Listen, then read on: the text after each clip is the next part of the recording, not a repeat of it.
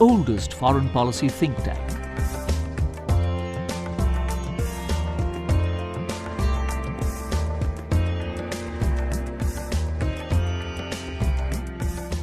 Many people interested in foreign policy have told me when they come to the Indian Council of World Affairs in Sapru House, they feel a great sense of affinity with this institution because this was where the serious study of international relations in India all began. The ICWA was set up by a small group of public intellectuals some years before our independence, because they felt it important that India have an independent perspective on international affairs. Since then, the ICWA has gone from strength to strength, and it has been a long journey, almost 75 years. One particular milestone in that journey was in 2001, when the Indian Parliament passed an act declaring the ICWA to be an institution of national importance. We thus became a publicly funded independent think tank. Our governing council is headed by the Vice President of India, and the External Affairs Minister is its Vice President. We have three focus areas. The first is research, which is carried out by an in-house faculty. Very rigorous research on different parts of the world, encompassing the domain of area studies. The Council has been very proactive in conducting dialogue and discussion on African affairs and India-Africa relations in order to promote an understanding on African affairs in India, an Indian perspective on Africa, given the priority that now Africa has in Indian foreign policy. Within the Council, we have a renewed focus on Latin America and the Caribbean region. So we're looking through our studies to find new areas of cooperation such as renewable energy, climate change and the space technology. Interacting with leading experts, diplomats, media persons and academicians has helped me nurture my research further. We recently had the Asean Indo-Pacific outlook, which has a lot of convergence with the India's own Indo-Pacific construct. The learning curve at the Council has been tremendous, and it provides a strong foundation for my future research. The second is policy. Because we are a think tank, and being close to policy, commenting on policy, and helping formulate policy is an essential part of our functioning. I think in the new age, what we're seeing much more of is that people want to be involved in foreign policy thinking. They want to have a voice. Now, this is where ICWA comes in. This is the platform where I, for many years, have come and interacted with the best in the world. ICWA provides a valued platform for visiting foreign dignitaries to interact with informed Indian audiences. The third is outreach. This is most important because of our role as a public-funded independent think tank, and we carry this out by associating ourselves with as wide an audience in India as is possible. Colleges, universities, other think tanks, and of course, with similar institutions elsewhere in the world. What I would call the democratization of Indian foreign policy, that it has moved to distant corners of the country. It is no longer a preserve of Delhi. ICWA has a robust publications program which includes papers by the in-house faculty, invited papers and commentaries, and books on foreign affairs by not only former diplomats and established academics but also by upcoming scholars. Our journal, India Quarterly, is being published since 1945. ICWA's publications are also being translated into various Indian languages. What is ICWA's role as we move into the future? The vision of the institution is to stay abreast of all the momentous changes taking place in the domain of foreign policy. New areas are emerging. There are strategic technologies, there is climate change, there is artificial intelligence, and there is cyber security. How can our research faculty and the audiences that come here be better informed about developments in these areas? How can we write and formulate research papers to give policy inputs that help in government policy formulation? These are the emerging challenges for ICWA and form a part of our vision for the future.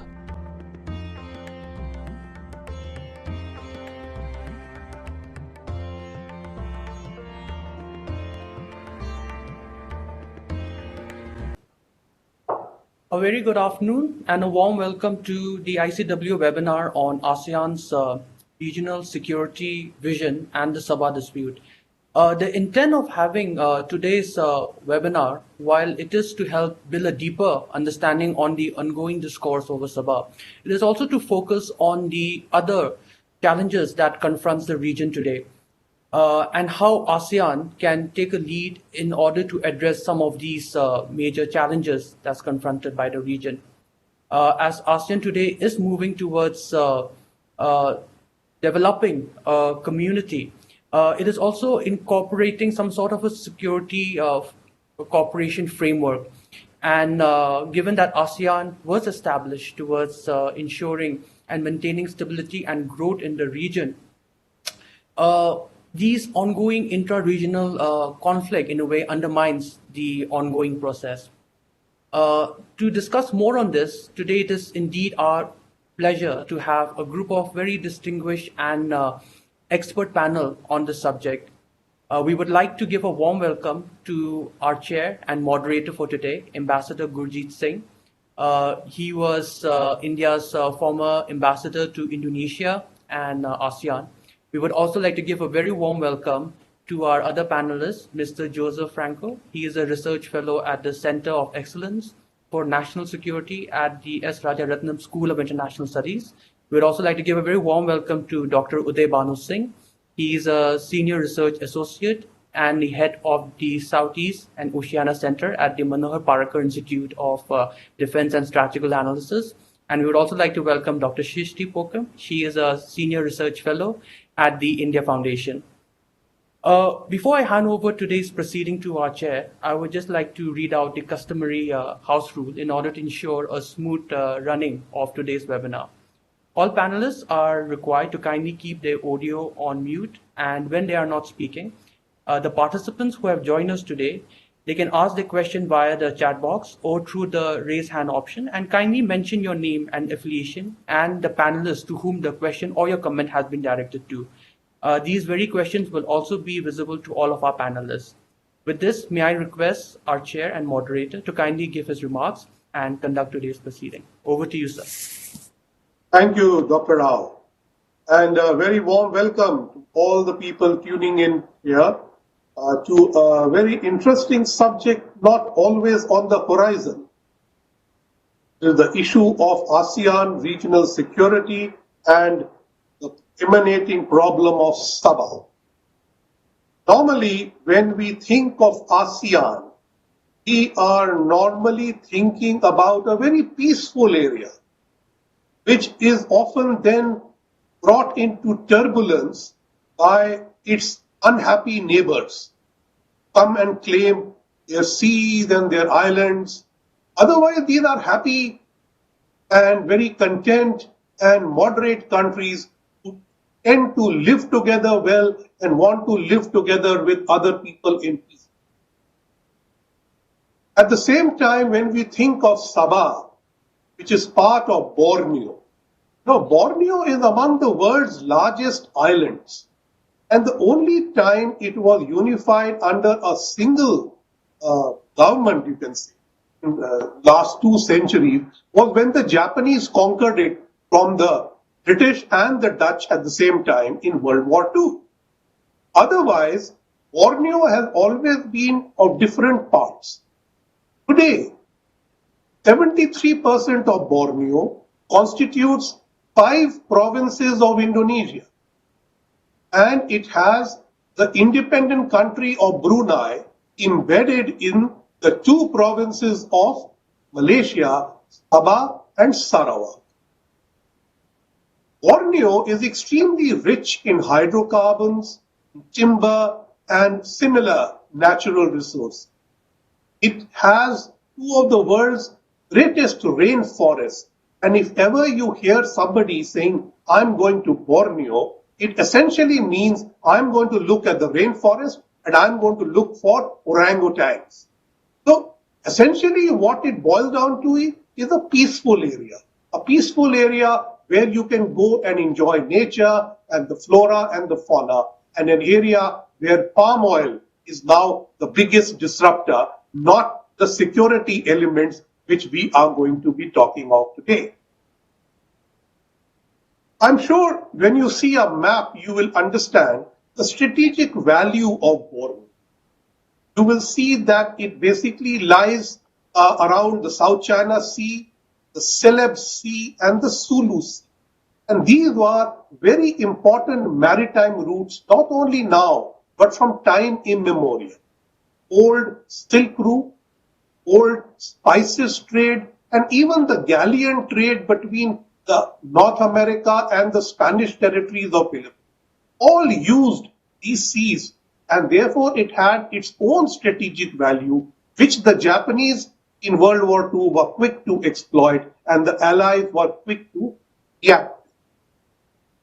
Now, when we look at Sabah, we have to realize that the peace and tranquility in Southeast Asia was disrupted in the 50s and 60s by two events. One was the Vietnam War, in which the Americans, later and first the French, were involved in Indochina. This seriously dented what is today ASEAN's peace and tranquility. The other one was the creation of Malaysia, which on one hand looked very good, but at the same time it created problems which subsequently led to Singapore and Brunei becoming independent. But the question of assimilation of Sabah, as we will see today, causing some disruption.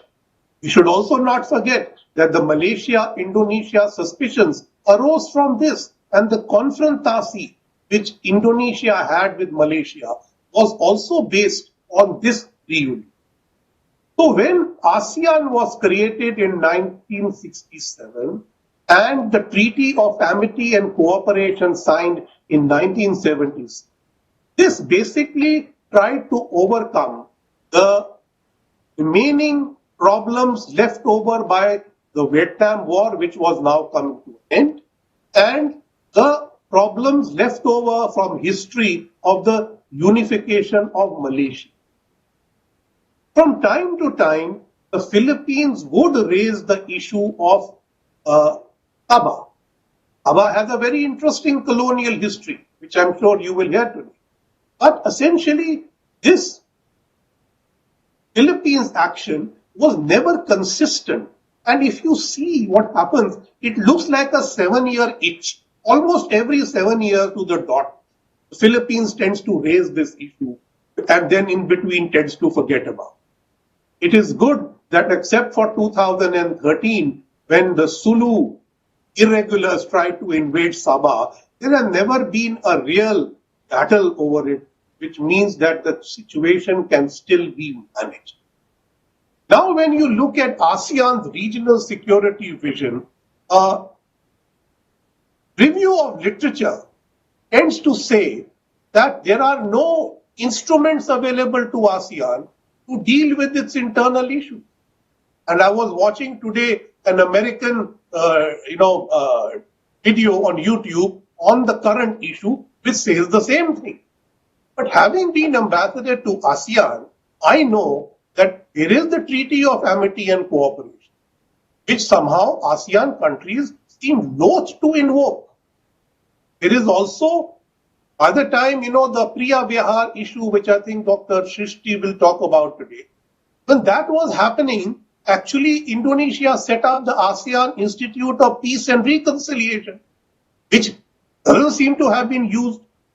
Then there is the ASEAN Security or Political Security Community of 2015, with a long charter, the ASEAN Charter preceding that. So there are enough instruments available within this. Why have ASEAN countries chosen not to use those instruments is something which perplexes. They have in fact gone to the International Court of Justice in the Priya Vihar case, in the islands of North Borneo case. Philippines went to the Permanent Court of Arbitration on the South China Sea. So somehow the non-ASEAN instruments seem to be preferred than ASEAN instruments. So let us see today, what is this which is holding up peace and tranquility of ASEAN within itself? Most important, when we talk of strategic responses, we have to remember that the threat to ASEAN today is more than enough from the occupation of the South China Sea and the 9-dash line. So why are we having these internal problems coming up now? Haven't we got enough on our plate? And I think that will perhaps lead to an interesting discussion. I have great pleasure in calling in a very experienced Dr. Udai Bhanu Singh from the Manohar Parrikar Institute of Defense Strategy and Analysis to please make the first presentation today. You have the floor, sir, for 15 minutes.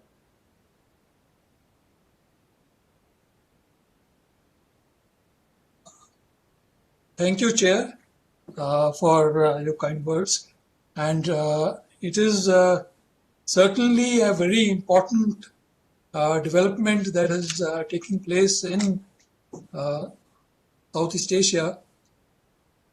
ASEAN, which itself was established many years back on 8th of August 1967, when the region was divided by a considerable amount of intra-ASEAN, intra-regional disputes at that time. And the North Borneo dispute itself predated the formation of ASEAN when it was formed in 67. Now, the question is, how effective is ASEAN today as a regional security institution in dealing with this issue? This has come to the forefront because of certain developments, including the dispute in the South China Sea over territory and maritime boundaries. The ASEAN way, which has been developed over the years by the Southeast Asian countries, in which the norm and value of non-interference has been established. Their reliance on mashwara, which is consultation, and mufakkat, consensus, have been preferred over formal structures and somewhat legalistic procedures. And as the chair very rightly mentioned, the Treaty of Amity and Cooperation sets the standard not only for ASEAN members themselves, but also the partners of ASEAN in the kind of interaction that they would have in this area. The ASEAN Regional Concept Paper is another place where there are options mentioned. It lists 3 stages of evolution. First is the promotion of confidence building measures. Second is the preventive diplomacy option. And third is the conflict resolution. So the critique of the ARF is that it has become very bloated and it is reaching consensus in a very difficult way.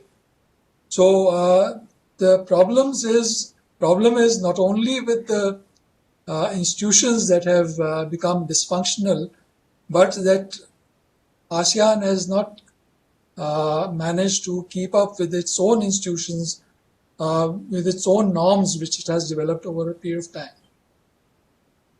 Now there are new institutions which have been developed.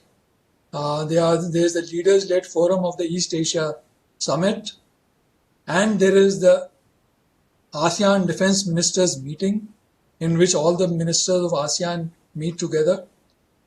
And there is, of course, the ADMM Plus, where ASEAN ministers are joined by ministers from the partner countries, defense ministers.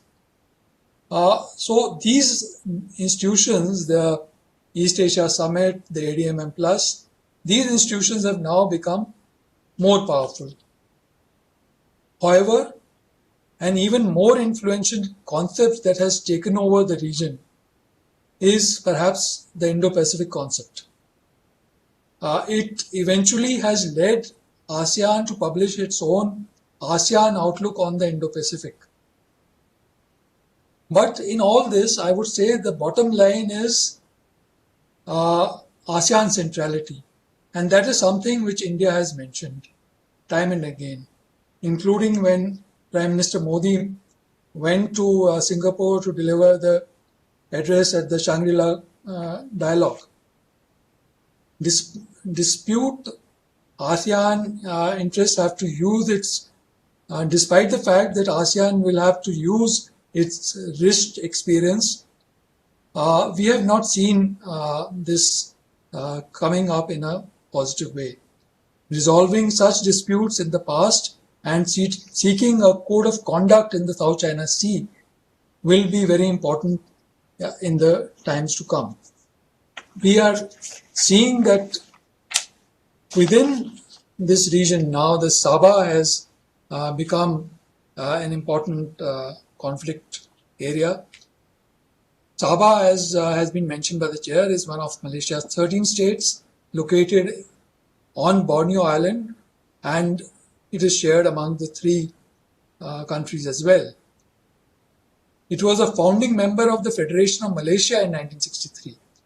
Sabah has a wealth of natural resources, and it faces a number of security challenges also on a regular basis, particularly the Philippine-based militant groups like Abu Sayyaf, which had been a source of trouble for Malaysia. Now, the historic dispute between Philippines and Malaysia in Sabah has resurfaced at a very inopportune time of the pandemic, potentially challenging ASEAN unity. This controversy, as you know, arose when the Philippine Foreign Secretary tweeted on July 27th, Sabah is not in Malaysia. And then a whole series of dialogue, a series of counter accusations followed.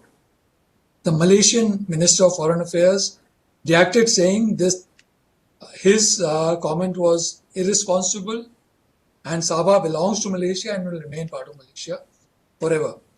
The Philippine ambassador was summoned for an explanation. According to the Philippine claim, as a successor to the ownership rights of the Sultanate of Sulu, Sabah historically constituted a part of Sultanate of Sulu. And Secretary Locsin maintained that Philippines is asserting its rights in the West Philippine Sea. It was finally assured that territorial disputes among Southeast Asian neighbors were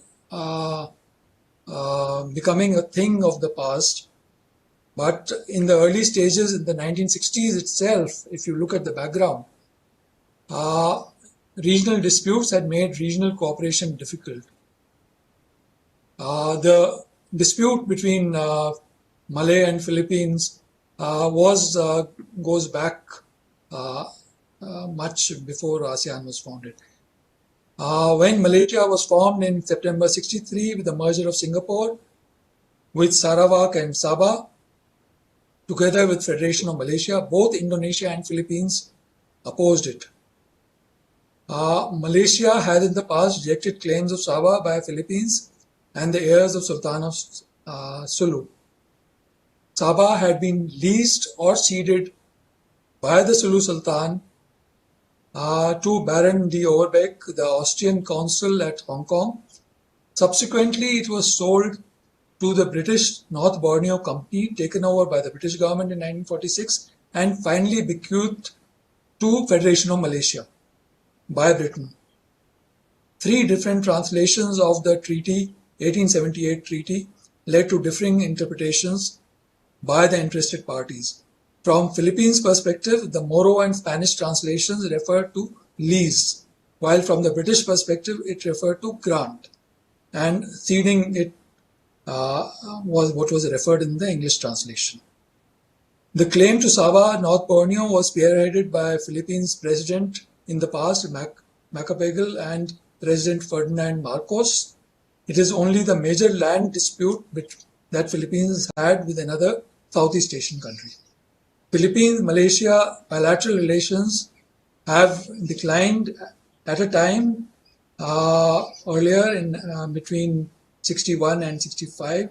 Later, under Marcos's presidency, Operation Merdeka had been undertaken by a commander unit codenamed Jabida, planned to destabilize Sabah through infiltration.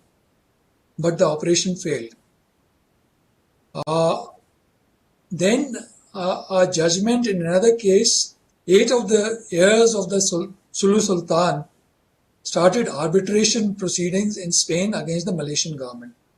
A judgment in another case in the Malaysian High Court was decided in favor of Malaysian government on March 17, 2020.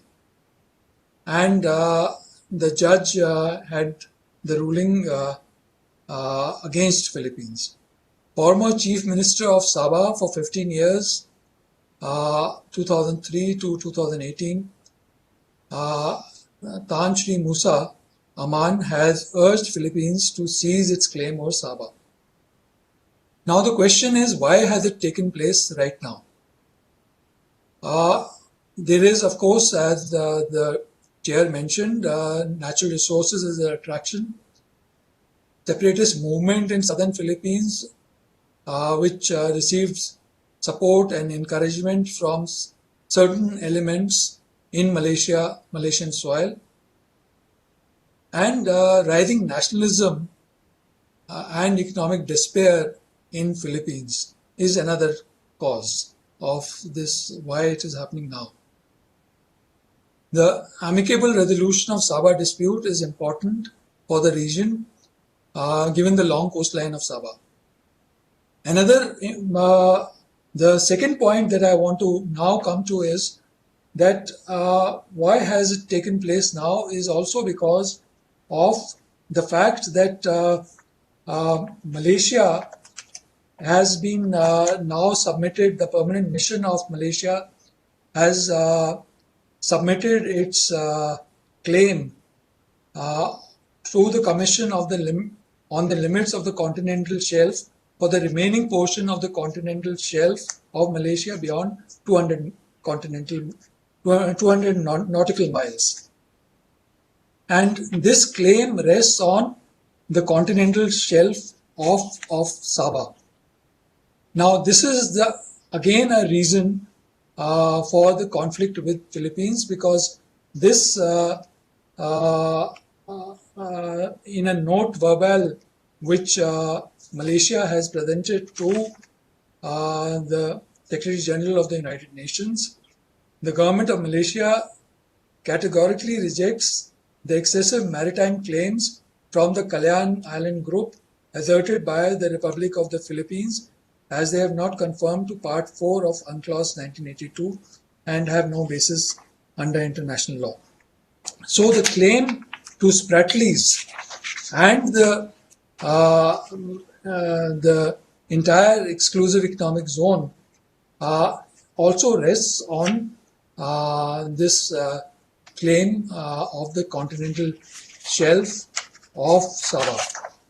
Now, to conclude, there is, of course, not only the differences between Philippines and Malaysia, there is the differences between Malaysia, Philippines, and China, which is also, as you know, a major claimant in this region in South China Sea. So this problem has been further complicated by Chinese claim for the same area which Philippines and Malaysia are claiming. So in conclusion, to sum it up, what I am trying to say is the region as a whole is in a flux. To retain its relevance in this region, which is now emerging as Indo-Pacific, ASEAN has to become proactive in dealing with internal and external security issues. It has to be able to resolve the differences among ASEAN members among themselves. Secondly, the Sabah dispute between Malaysia and Philippines should not become a cause for weakening ASEAN. And that will be a very sad day when an institution which has been developed since 1967 begins to lose its relevance. And finally, the third point that I want to make is that the South China conflict has also to be amicably managed. And in this, if ASEAN can play a role, and if it can do so in concert with its partners of ASEAN, it would be a very favorable thing. And if India can play a role in maintaining the centrality of ASEAN while pursuing the Indo-Pacific agenda, I think it will be a win-win situation. Thank you. Thank you very much, Dr. Udai Bhanu Singh. I particularly commend you for your meticulous timekeeping and finishing absolutely in time. You raised very interesting issues. And somehow it reminds me that at one time there used to be tigers in Sabah. But you don't see them now. So this dispute is one of those things. We shouldn't have been seeing it now. It was buried. Why has this fossils been dug out now? Not clear to me. Do we blame Twitter? After all, it started with the tweet. Do we blame the Americans who did the tweet, saying Sabah, Philippines? Sorry, Sabah, Malaysia, which ignited the Philippines? So I think we need to look into this. But I think it is important to note that Sabah was part of the spoils between colonial masters in the, I think, 1885 Madrid Treaty, where this area was divided between the United Kingdom, Spain, and there was a German interest in it. Much like the 1878, I think, Treaty of Berlin, which divided Africa. So this was the way the colonial people were doing it in the late 90s. Having said that, I think Sulu has somewhere got left away. Sulu till 2013 was getting some amount of money from Malaysia. Now, as you mentioned, the different interpretations of the treaty, whether it was the rent or it was the lease or it was the payment for ceding it. But after that, the Sulu irregular troops action, Malaysia, I think, stopped paying Sulu. So there was a financial loss over there. Another point we need to remember, which you mentioned about the exclusive economic zone and the overlapping claims of several ASEAN countries, which have all got overwhelmed by the Chinese 9-dash line in the South China Sea.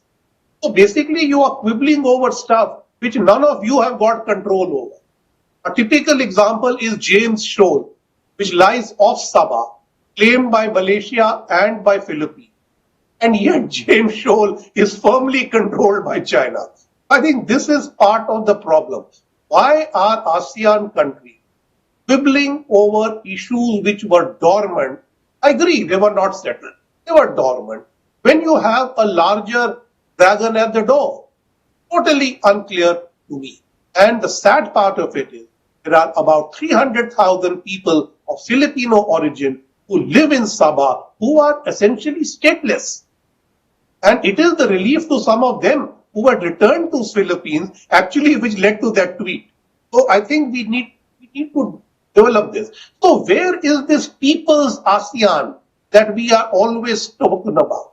The socio-cultural community of ASEAN talks about a people's ASEAN, but they seem to be ready to forget 300,000 people. Again, unclear to me where this is going. But thank you very much for a very lucid presentation. I now have great pleasure in having a participant from ASEAN. We have Dr. Franco from Singapore. And you will tell us a little more from your side, how you perceive the problem and how some of the problems. So we know that there is the Sabah problem between ASEAN states. There is the Mindanao problem. There was the Priya Vihar problem. And there is the problem of the Rohingyas. These are all intra-ASEAN problems. They are not anybody else's problem. And how is ASEAN dealing with them is what today's webinar is going to deal with them. So, Dr. Franco, you have the floor, sir, for 15 minutes. All right. Thank you, Ambassador Gurjit, for the very generous introduction. I just have like a slight correction. Unfortunately, I have yet to get my PhD. So, Mr. Franco, Joe would be fine. All right. Thank you again to ICWA, especially to Dr. Temjen for bringing me in to share my thoughts on this issue. So I guess Dr. Udai got us started with a big picture of sorts, so I want to look at it in a more different perspective. So very quickly, I used to work for the Philippine Armed Forces before I moved over here to Singapore, and so that's my whole take of the issue. You know, looking at counterterrorism, counter-violent extremism, and whatnot. So usually, when we look at Sabah and the prospects for cooperation, not just between the Philippines and ASEAN, you can't really divorce it from the issue of Mindanao, the conflict in the southern Philippines. So if you look at the southern Philippines, it's an acronym soup. You have the Moro Islamic Liberation Front, who signed a peace agreement. But there are other legacy remnant groups like the Moro National Liberation Front, which was backed by Nur Miswari. And then there are all sorts of terrorist organizations like the Abu Sayyaf, and who have different varying levels of allegiance or fealty to the so-called Islamic State. So when you look at Sabah, there's immediately a form of distrust, and Ambassador Gurjit said it pretty well, that 7-year itch when it comes to the Sabah claim, because most of the time when people talk about Sabah, it's a cyclical thing. And if you look at political discourse at the highest levels, or it is an open secret in the Philippines that there's a tacit recognition that the claim to Sabah will probably not prosper in favor of Manila. It's just that there's no Filipino president who's gonna show up and say that we've given up our claim. But if you backtrack into history, and I've published about this, it's funny because if you look at Filipino social media, there's a lot of revisionist history about Marcos claiming that he is assertive. He's gonna go, and Marcos and his supporters were strong, they were hawkish about Sabah, and it's partly true because of Operation Merdeka, that planned attempt to secede using Filipino Special Operations Forces. But after the failure of Merdeka, what you see is a history of constant rapprochement, for lack of a better term. I mean, as early as 1977, there were attempts by Marcos to shelve effectively the Sabah claim, and there was another attempt in 1984. As late as the Aquino administration in 1987, there was an intent to repeal Republic Act 5446, if I remember correctly, which covers that claim to Sabah.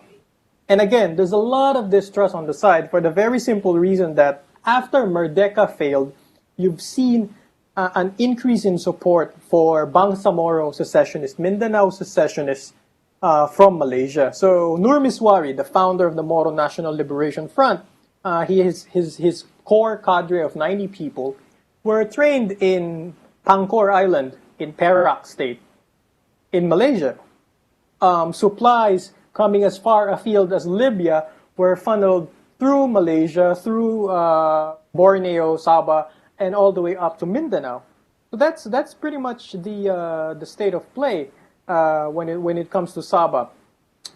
But there was a bit of a change. I would argue that there was a bit of a change.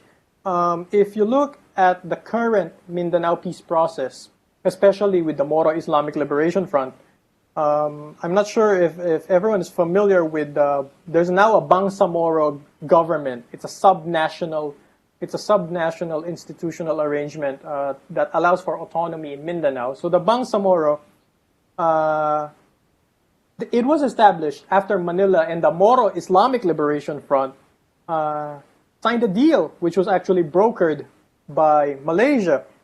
And I have argued previously that Malaysia, in spite of all the historical animosity, in spite that they funded Miswari, in spite that Marcos tried to pull an Operation Merdeka, they were pretty much an honest broker.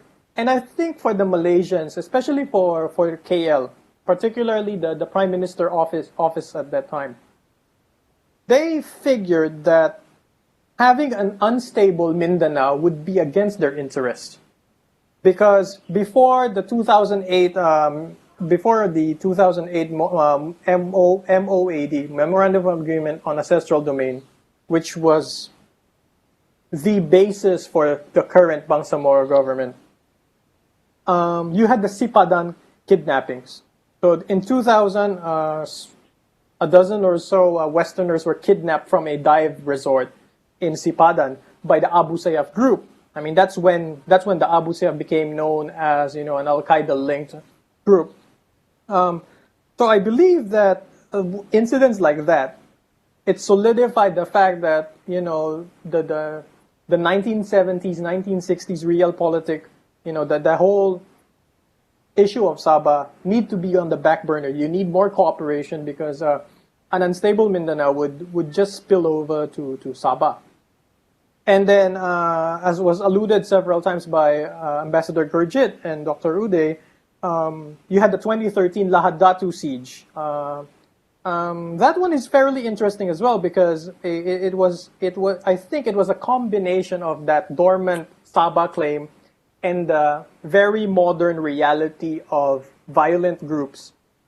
It's a convergence, it's a confluence of events.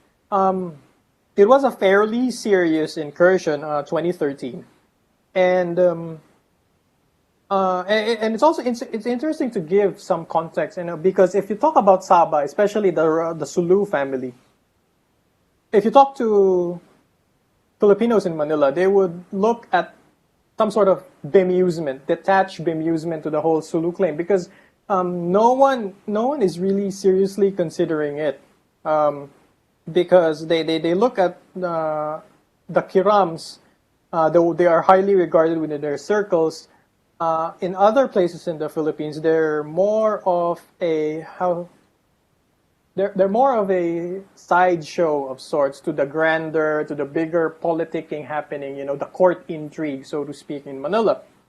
So them actually pulling off an attack came as a surprise to the Filipino political elites, and even some of the military commanders that I know around 2013, they were just surprised that they thought that they would be just going out there having a show of force, and then suddenly people got killed across Sabah. So I think that needs to be contextualized, the whole Sabah thing. There's a lot of controversy as well with the whole pajak. With the idea of pajak, whether it constitutes a sale or a lease of the territory. Now, having said that, looking at the conflicted and the weird history of Malaysian-Philippine relations with regard to Sabah and the Mindanao conflict, what hope is there for ASEAN to step in? And I believe ASEAN, I do not see as of now, and maybe in the short term, ASEAN having an important role when it comes to resolving the Sabah conflict. Because as Dr. Udai has reminded us, ASEAN operates on the notion of consensus and consultation. When you have two potential belligerents who have a potential history of, a previous history of fighting, I don't see ASEAN moving away from those norms and getting people to sit down, fully.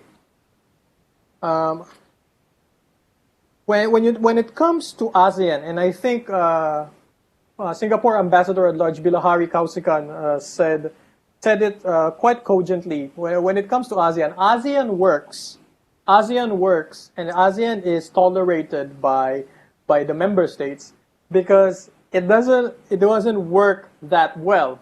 It's quite paradoxical, right? I mean, so ASEAN is not powerful enough to impose its will on the member states, but enough to provide some sort of prestige, some sort of legal veneer. So it's in that funny position of being not so strong but not so useless after all. So without that big picture sort of resolution, what is the best that we could hope for? A lot of it is military to military security sector kind of cooperation. So when Marawi happened in 2017, when Islamic State linked militants attacked the city of Marawi, there was a talk about a trilateral border patrols between Malaysia, Indonesia, and the Philippine navies. That is mostly a show of flag kind of operation. Doesn't really help in an operational sense. I guess what is useful from the security cooperation bit is behind the scenes intelligence exchanges, training exchanges when it comes to solving counterterrorism issues. So I guess so that's my take on the limits of ASEAN, and I think there were some points raised earlier about what is the lived experience of stateless individuals in Sabah. I'd be very happy to discuss that in the Q&A if there are specific questions, and I believe there were also some questions on how the border works. So I'd be happy to explore all those things if there are any more interests. So thank you, and that's it for me for now. Thank you very much, Mr. Joe Franco. Well, I'm sure you'll be a doctor very soon because you're extremely patient as well. You know, I heard you with great interest because after all, you are the one person from ASEAN here today. And you come from Singapore, which is the most un-ASEAN-like ASEAN country. It's different from all others. But you know, I remain perplexed. ASEAN insists on being central to everybody else's thinking, except its own. And I always ask my ASEAN friend, yes, you want us to all admit that you are central, but when are you going to be responsible for that central? That is missing. That is what the foreign minister you quoted is basically saying, in other words, that we are an amorphous group who are bound together by feelings of community. But in this feeling of community, there is the rule of law, which is number one in the political security community. And when the rule of law is being violated by anybody, whether it is state actors, non-state actors, we are found wanting. And we say, oh, there are no mechanisms. But I know there are mechanisms. Why don't we use the TAC? Why don't we ask the AIPR to do a study on finding best practices? Why don't we use the councils of the political security community to do that? We don't have to go to ADMM. So that is externalizing the problems of ASEAN. Internalize them and deal. You know, I think this is not new to ASEAN. You know, when the British and the Dutch were there, or later the Japanese were there is this mythical character called Sandokan, Tiger of Malaysia, quite immortalized by Indian actor Kabir Bedi, a series of television shows in the 80s, I think. Now that Tiger of Malaysia, Sandokan, that is something we are looking for to solve your own problems. Instead of the colonials have gone, the colonial problems are still there. So Kabir Bedi has become old, but these problems seem to stay young and we need to deal with them. One of the problems that I feel is that we have been unable to strategically create an economic engagement of these areas. Now, there is something called the Borneo Collaborative Corridor or something, right? There is something like that, which is like the maritime version of the Greater Mekong collaboration. And it has got Brunei, Indonesia, Malaysia, Philippines, and I think Timor-Leste also gets involved in it somewhere. Now, except for Brunei, all national capitals among these four countries are very far away. 500 kilometers away. But yet these are the strategic waterways, these are the natural resource hubs, and we have not been able to create that economic activity among them, though there have been efforts for regional, roads, regional connectivity, regional airways, but it has become left to the side. If Indonesia succeeds in its plan to have its capital in Borneo, Kalimantan, which they have been, President Jokowi has now spoken about it, President Sukarno spoke about it. That will perhaps bring a different kind of focus on Borneo. Yeah. But I think at this moment, despite the importance of Borneo, it remains peripheral to the thinking of ASEAN capitals. And that is one reason why enough attention is not paid. With that, I am now happy to invite Dr. Shristi Pukhrem of the India Foundation. Yes. And she is now going to give us a different perspective and perhaps a different example of how ASEAN actually worked out something between. You have the floor, madam, for 15 minutes from now. Right. Thank you, Ambassador Gurjit. Thank you to all our co-panelists, and thank you, ICWA, for giving me this opportunity. Today, in the next 10 to 15 minutes, what I intend to do and discuss with everyone here is giving a brief historical background, and taking a case in study will be the Priya Vihar case, with focusing mainly on the dispute settlement in ASEAN. So much has been discussed by my previous two speakers, Dr. Udai Bhanu as well as Mr. Joe, on about Sabah in particular, and also about the role of ASEAN. So as everyone is aware, the audience in particular, that the ASEAN, which was founded on 8 August 1967, at that time Southeast Asia was in an unsettled state. So Indonesia had just recently undergone a regime change after an abortive communist coup, and the change of regime had brought to an end the undeclared war between Indonesia and Malaysia, which earlier Ambassador Gurjit has also mentioned about, known as the Konfrontasi. So Singapore had been kind of ejected from the Malaysian Federation a short time before that. Malaysia had a dispute with the Philippines concerning the sovereignty over Sabah. So looming over all these disputes was the shadow of the Vietnam War. As US allies, the Philippines and Thailand, they played kind of host to American bases, and Singapore was home to the major British naval base in the Far East, while the training depot for the British Brigade of Gurkhas was in Sungai Petani in West Malaysia.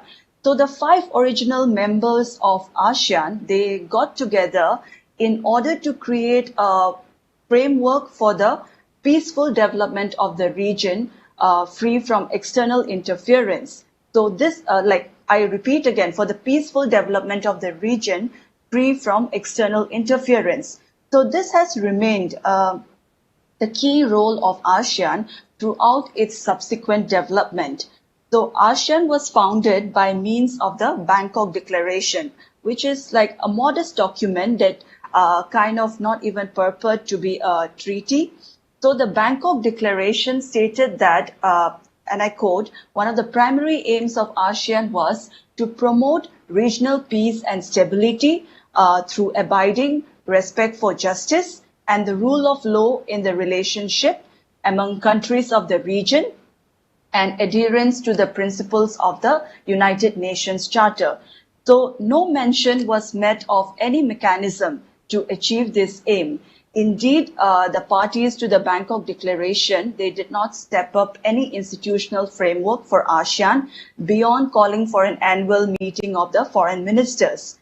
So in 1971, ASEAN issued the Zophon Declaration, which is the Zone of Peace, Freedom and Neutrality, which was inspired by the worthy aims and objectives of the United Nations, in particular by the principles of respect for the sovereignty and territorial integrity of all states, abstention from the threat or use of force, peaceful settlement of international disputes, equal rights and self-determination, and non-interference in affairs of states. That is according to its preamble.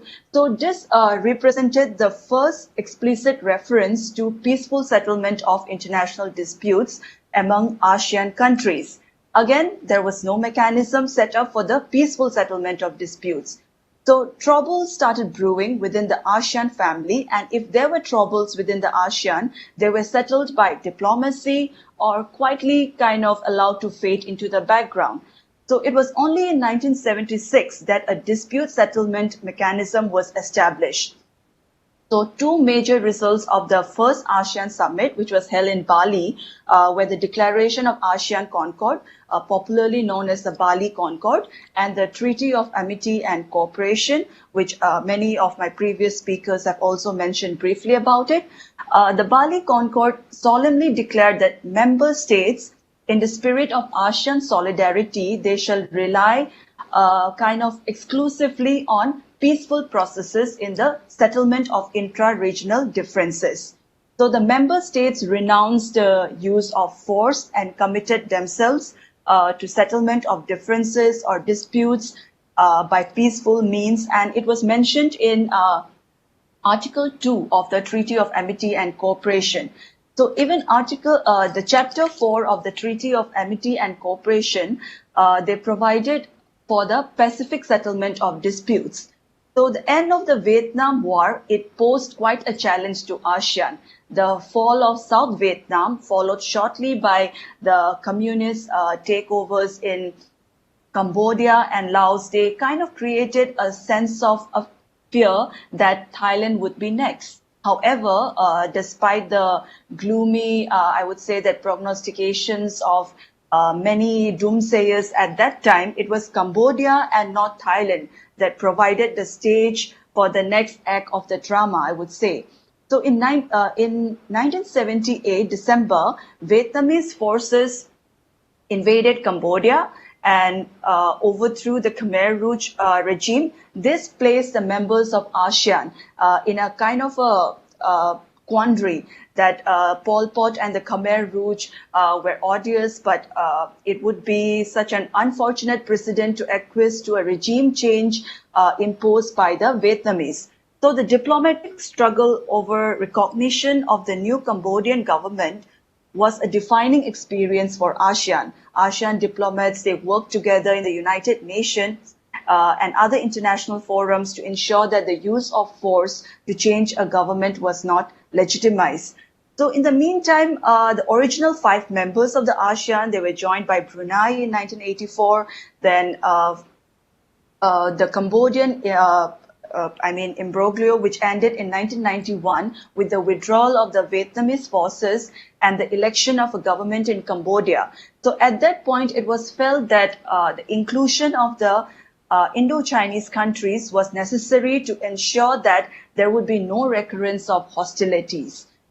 Vietnam joined ASEAN in 1995, then followed subsequently by Laos and Myanmar in 1997. Then after a couple of hiccups, Cambodia finally became the 10th ASEAN member in 1999. So with the resolution of the Cambodian conflict, the focus of ASEAN shifted to kind of enhancement of economic relations. So why I'm discussing all this is kind of tracing how the dispute settlement mechanism kind of evolved. In 1992, it was announced that the ASEAN would establish the ASEAN Free Trade Area using the Common Effective Preferential Tariff Scheme as a main driving mechanism. So it was like a 15-year time frame was envisaged starting from 1993. So the Framework Agreement on Enhancing ASEAN Economic Cooperation, it was signed in Singapore in the year 1992. This agreement provided that disputes should be settled amicably, but created no mechanism for doing so. So rather vaguely, it was kind of stated that, and I quote, whenever necessary, an appropriate body shall be designated for the settlement of disputes. It was only in 1996 that a dispute settlement mechanism was prescribed in the Protocol on Dispute Settlement Mechanism, popularly known as the Manila Protocol. So this was replaced in 2004 by the Protocol on Enhanced Dispute Settlement Mechanism, known as the Vientiane Protocol. So we see that by the first decade of the 21st century, it was increasingly felt that the old ASEAN way, like as everybody discusses, of informal and ad hoc arrangements could not continue if the organization was to function efficiently. And eminent person groups were set up to make recommendations on the promulgation of a proper charter for ASEAN. So the report was adopted by the heads of state and the government of the ASEAN member countries in the 12th ASEAN Summit, which was held in Cebu. So the Cebu Summit established a high-level task force for the drafting of the ASEAN Charter. So the completed charter was presented to the 13th ASEAN Summit, which was held in 2007, and it came into force on 2008.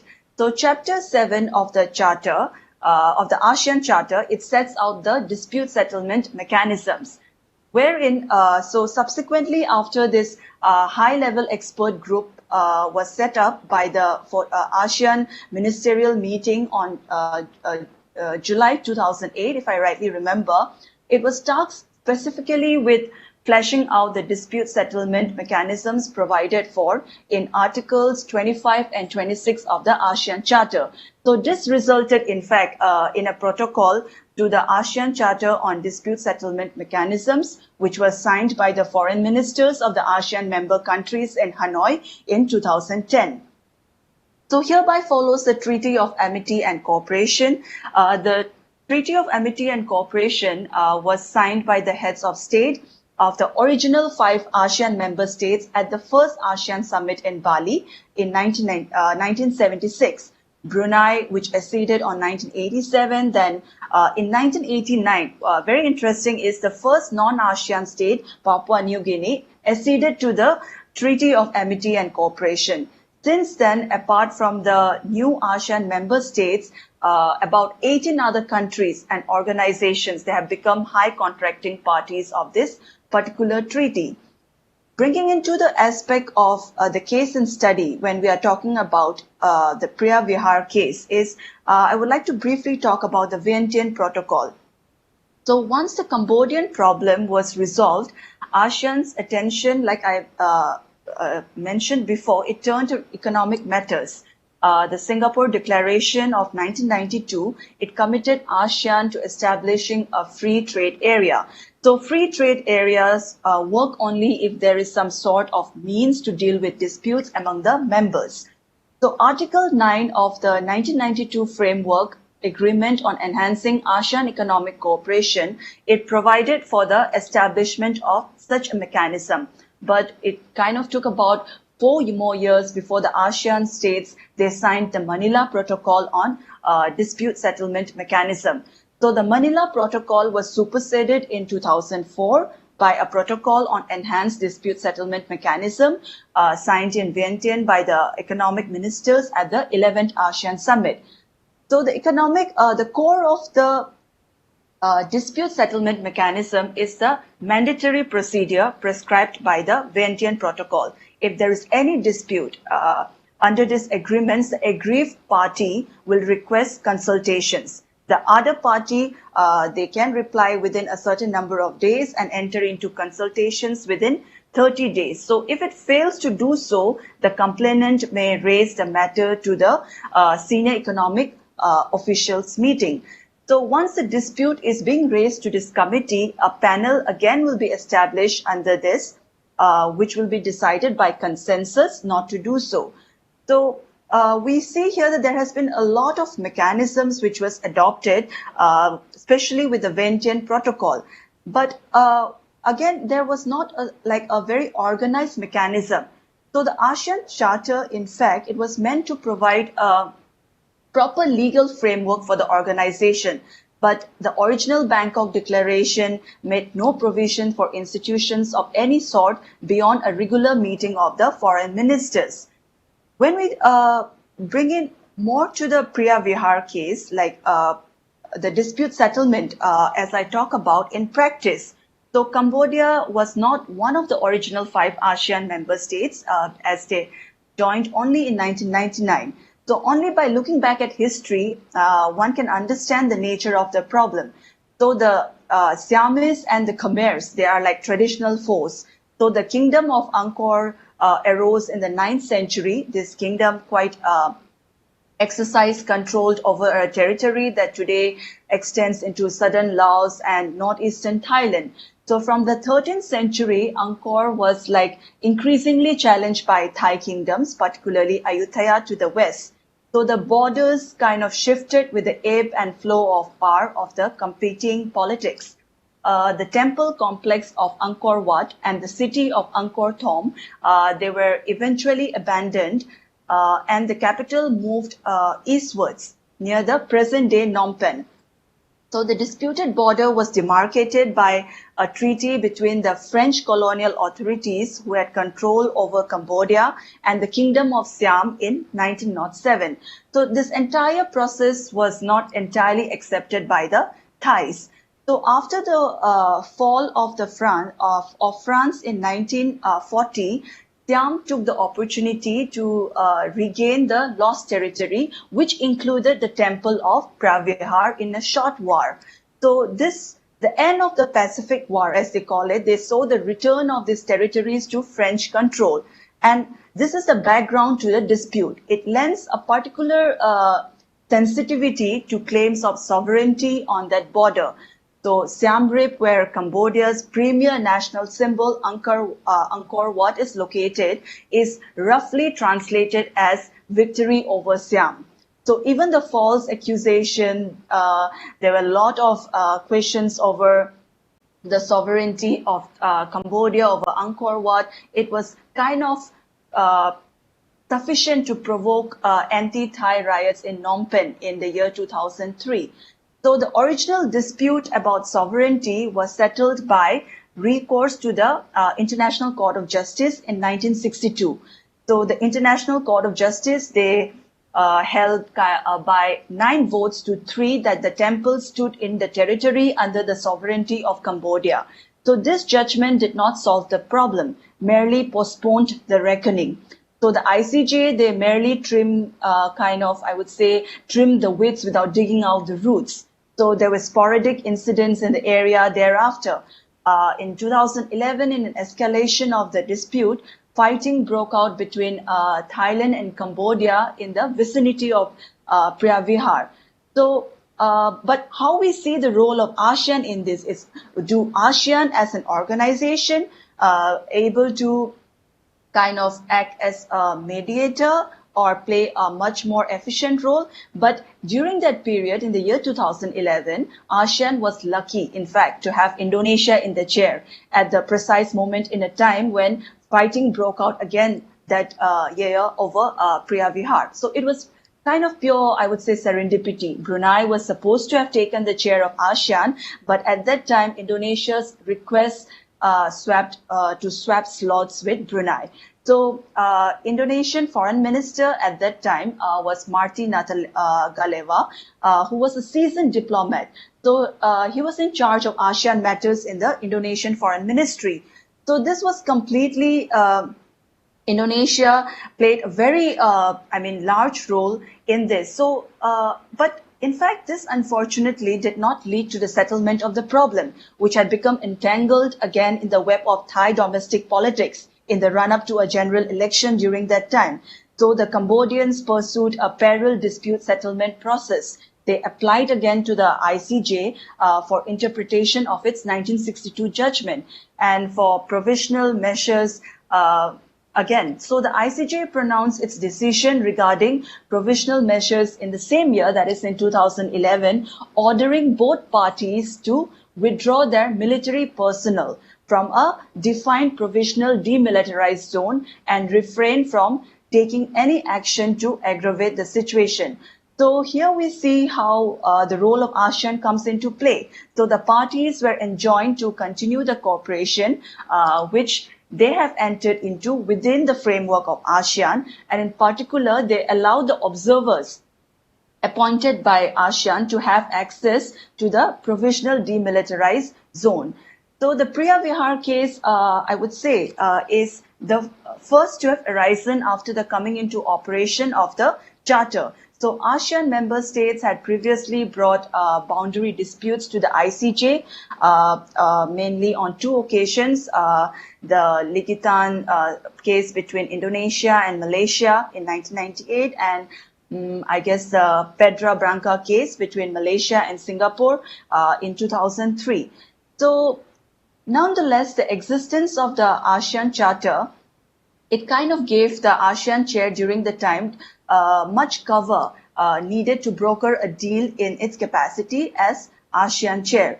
So whatever the situation, I would like to conclude with this, as I've already overshot the time, whatever the situation may be, like when we talk about ASEAN as a regional organization, and when we compare with the case in Europe too, which is often compared, nationalism in Southeast Asia is not dead and very much alive. So the colonial interlude, it kind of kept the regional disputes in check to a certain extent, but the Priya Vihar case, it kind of reminds us that this problem still fester. Changing the political mindset might take time, but the Charter is a document that creates a new paradigm, but it has to be more effective. So progress along the path will not be a straight line, of course, and there will be a lot of, difficulties and potholes, but the manner in which the Priya Vihar case is being dealt with within ASEAN kind of gives, at least to a certain extent, I would say, hope for the future. Yeah, thank you. Thank you very much, Dr. Pukhrem. I think you made some, well, besides giving us a very good overview and in-depth of how the thing evolved, you mentioned some very important things. One, from the origin of ASEAN to now, various practical measures to deal with dispute resolution peacefully have been introduced, but not used. Second, there is invariably a domestic political factor impinging on the reigniting of these issues from time to time, whether it is the Sabah issue, the Mindanao issue. And I think, as democracy becomes more deep-rooted, for instance, in Philippines, I think the Muslim vote counts for more. So how to assuage them rather than trouble them now become more important. So therefore, I don't know how Sabah and how Mindanao plays a role. But I think certainly for Malaysia, taking a robust view on Sabah at this time, when a state election was in place, whose support for the government in Kuala Lumpur was imperative, was also very important. And you have mentioned how at the time of the Priya Vihar incident, the Thai elections were coming into. Similarly, if you look at Myanmar, the Rohingya issue, you have not mentioned. I think there are huge domestic issues. So, either incomplete or, revitalized domestic issues are impinging now on bilateral problem within ASEAN state, which means they must start invoking the practical guides which are available to them, which they seem to be reluctant to do. And the last thing you very importantly mentioned, that ASEAN at a particular moment was lucky to have Indonesia in the chair with my dear friend Martin Natalegawa as the foreign minister. So interestingly, in preparing for this webinar, I had a chat with him, and he pointed me to his book of 2018, ASEAN, A View from Within, in which he writes about Priya Vihar and such things. So, if you deduce all these problems, what you find is that whether it was on Priya Vihar, or it is on the Rohingya issue, or in 2012, when under Cambodian chairmanship, ASEAN could not agree on a common statement at the foreign minister. It was always Indonesia taking the lead. At times, Indonesia as chair, but I remember in 2013 when the Sabah incursion by Sulu troops took place, the Indonesian president asked Brunei as the chair, so why don't you do something about it? Nothing was done. On the Rohingya issue, There is no consensus within ASEAN what to do. There is a clear cleavage between the Muslim countries and the non-Muslim countries. The Muslim countries see it as a human rights violation of Muslim minority in a Buddhist country. So Indonesia and Malaysia, not always in tandem, but have taken action. And Indonesia, in fact, tried to send a large amount of assistance through the ASEAN Secretariat, trying to make it as ASEAN as possible, of course, without having the consensus of all. But humanitarian assistance could not be. Same in the Priya Vihar case. What I read or what Martin Etalegawa did, he took the format of the TAC and did exactly that. He held an informal meeting in Jakarta of all ASEAN foreign ministers. From that, he set up a committee of 3 foreign ministers, which was himself as the chair, and the 2 contending parties, and got them to agree to many things, which later Thailand decided from. Indonesia was supposed to send 40 observers, for instance. But he did manage to create a ceasefire for some time. So, except in the Mindanao issue, where I think the Indonesians have not directly been involved, what you see today is a crisis in Sabah. But is Vietnam, the chair, going to take a position? Going to take an initiative? Indonesia, who often takes a position even without being chair, they are silent today. So what is missing? Are we missing Indonesian leadership? Are we missing the ASEAN spirit of cooperation? Does it mean the more paper you have, the less reality of cooperation you have? Is it inversely proportional? I think these are the questions which are left with us today. We know there is a problem which has been swept under the carpet of history, but it needs resolution. Now, what troubles me the most is this. When Philippines went to the Permanent Court of Arbitration under UNCLOS against China's 9-9, argument was that traditional fishing lines or traditional historic lines are not a substitute for UNCLOS. But today, Philippines wants to, in the case of Sabah, inverse that and want to claim on historic rights rather than on the rule of law. So I think there has to be a better sense of ASEAN community. And if ASEAN today has set up 3 communities and not only the one for free trade, they have got one on socio-cultural, which means people are important. Second, on economy. And third, on political and security, which is being neglected and not being used. So with these words, I would like to stop here and open the floor for questions, because I think many questions are actually raised. And I hope they will contribute to, maybe at least we should send the proceedings of this seminar to AIPR to put in their records and help in their capacity building. So I am ready to now take questions. Dr. Rao, you will guide us on the questions? So they are in the chat, sir. Some in questions the chat here, okay. So I have here a question.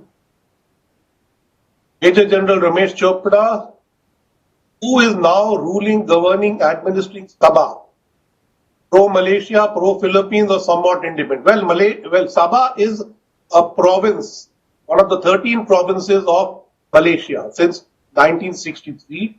It is governed by a party through elections, and this party is currently supporting the government in Kuala Lumpur, which has a thin majority there. Another question from him. Since ASEAN has not been able to address the dispute, does Indonesia have a role being the closest and largest neighbor? I think we just discussed that normally Indonesia steps in and tries to play a role, but that Indonesian leadership seems to be missing in the case of Sabah. It is not missing in the case of Myanmar and the Rohingya problem. There it is visible in full measure. Why is it not visible in Sabah, which is actually close to them, is not very clear to me. The danger is that China will not only dominate the EEZ, but also start salami slicing Sabah. Any panelists on this? China will not only dominate the EEZ, but also start salami slicing Sabah. Dr. UB Singh?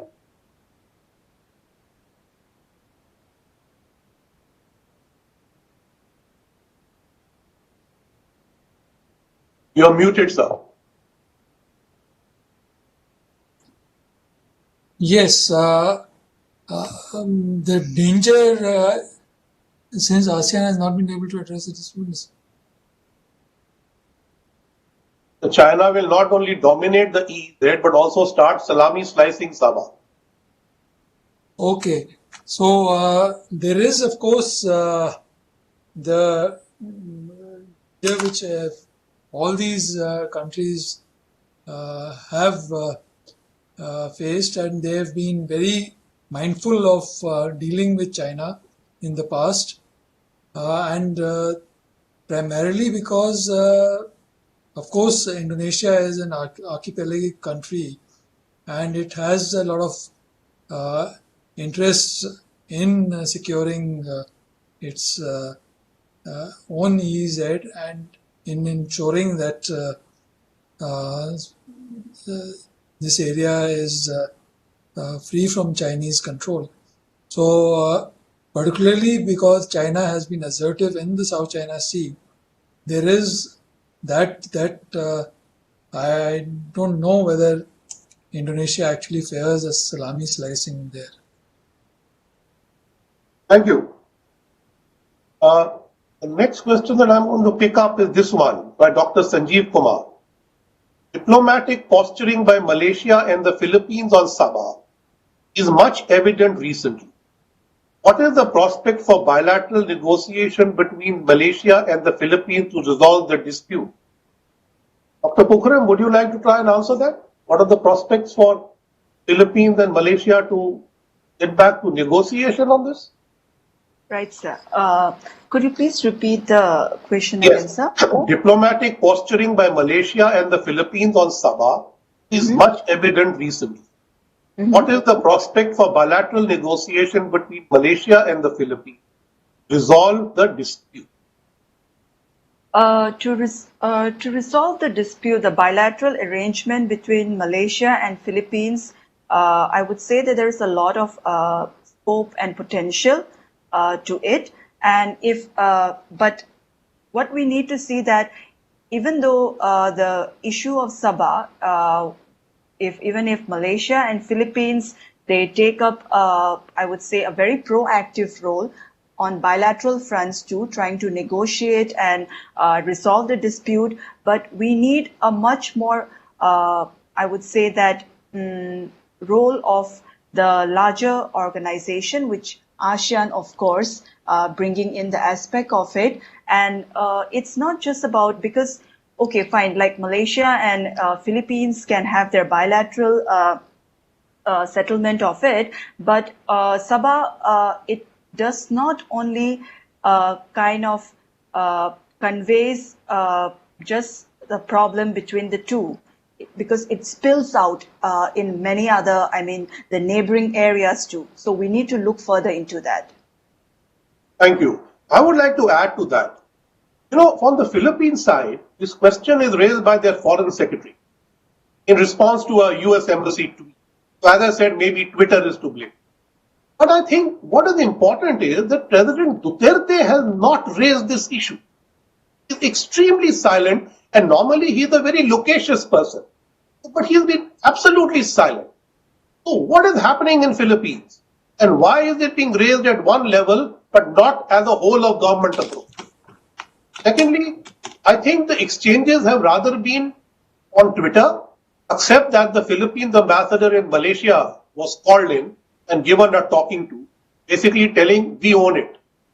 And I have spoken to some of my Malaysian diplomatic friends who say that the ICJ litigation between Indonesia and Malaysia on the two islands of North Borneo, in which Philippines tried to implead themselves as successors to the Sulu state, was rejected. They were not allowed to be impleaded by ICJ. So Malaysia believes that due to that, they have no claim on Sabah, though a closer reading of the ICJ judgment, as you pointed out, the ICJ is not always clear, or that they are not part of this problem, without saying which problem they are still a part of. So that remains open. But I don't see signs of Malaysia thinks it is settled. and the Philippines thinks it is unsettled. But how many and what level of Philippines thinks unsettled, still clear. So I think till the Philippines has this attitude clear, I don't see any bilateral negotiation coming up. Next is a question for Mr. Franco from Dr. Shristi Banerjee. How will Philippines govern the region as people have voted in a referendum for staying with Malaysia? How does one keep their demands in this dispute? Also, will the Marawi unrest affect how the Philippines negotiates with Malaysia? Those are very good points. Going back to what I said earlier, when it comes to the Sabah claim, I think it's an open secret at the highest levels of the Philippine government, whether it's Duterte or all the way back to the Marcos administration, that this is pretty much, I mean, a settled claim. I mean, Malaysia effectively controls the place. It's just that no Filipino president would go down and would want to be the guy or the gal who's going to be associated with relinquishing the claim. And I think what a lot of hawks in Manila forget is the fact that within Sabah itself, there are political movements who do not want to be part of the Philippines and who do not want to be part of Malaysia. You have Sabahan separatists. So they're not a strong group, but it's a sentiment that's there, and it should be taken into account. The bit about Marawi, that's a very interesting point, because if you look at, say, the foreign terrorist fighters who were involved there were more Indonesians rather than Malaysians, and I think the Marawi war, the conflict there, it stretched for 5 months, and if anything, it projects an image. It just reinforces prevailing notions that Manila couldn't keep control of its backyard. How much can it extend its influence outside towards Sabah?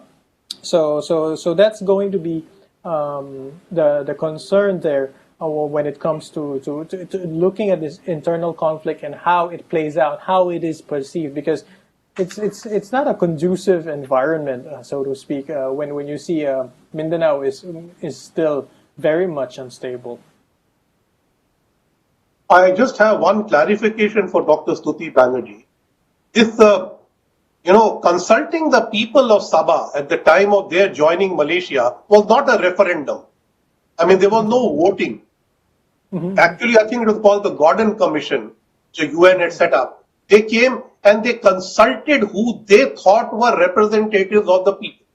Yeah, fair point. And they came to the conclusion that Sabah wanted to join Malaysia.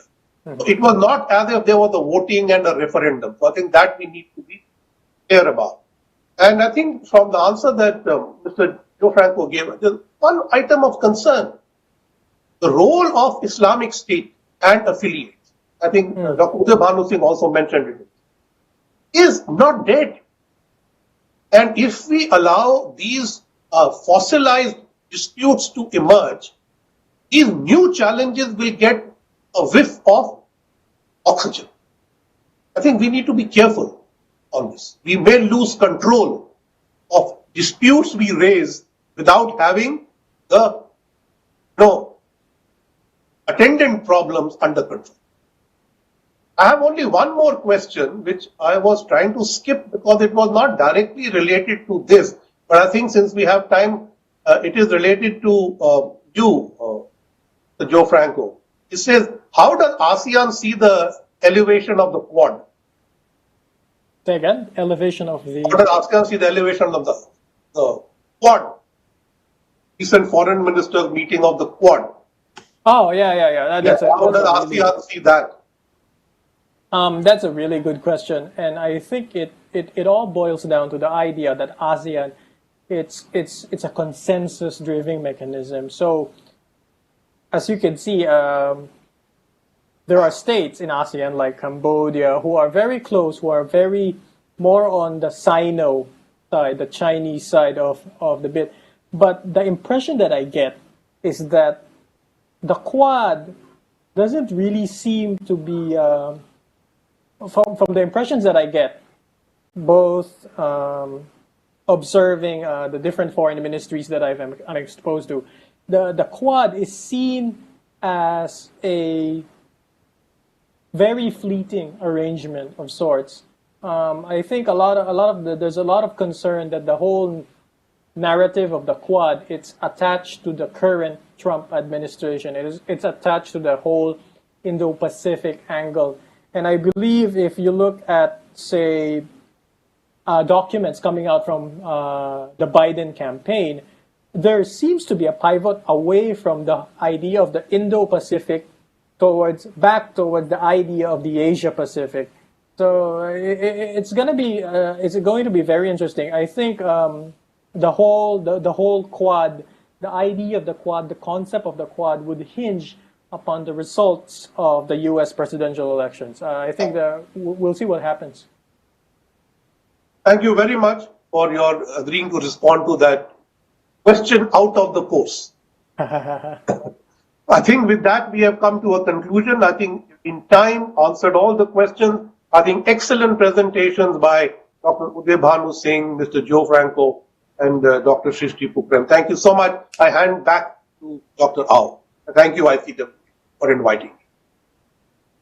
Thank you, sir. On behalf of the Council, I'd like to just propose a formal vote of thanks. We would like to extend our deepest gratitude to all of our panelists for joining us today and for giving their valuable insight on the subject.